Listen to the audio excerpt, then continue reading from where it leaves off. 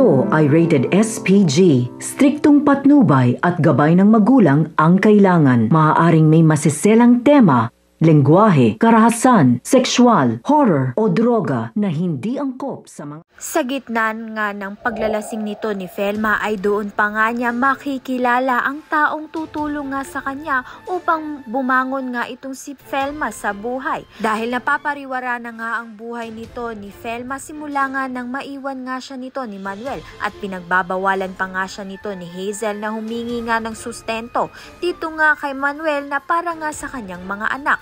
Kahit pa ngang karapatan ng mga anak ni Manuel at ni Felma na humingi nga ng sustento sa kanilang ama.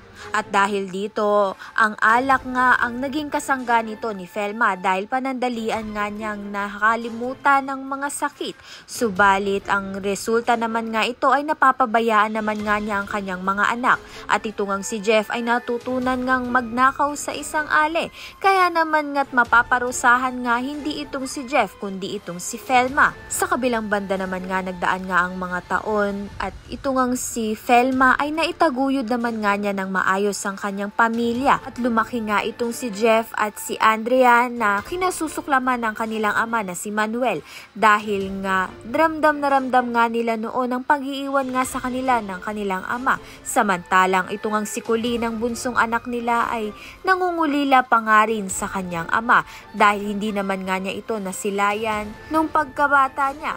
Kaya naman nga't yan at iba pa ang dapat nating pakaabangan. Maraming salamat sa iyong panonood.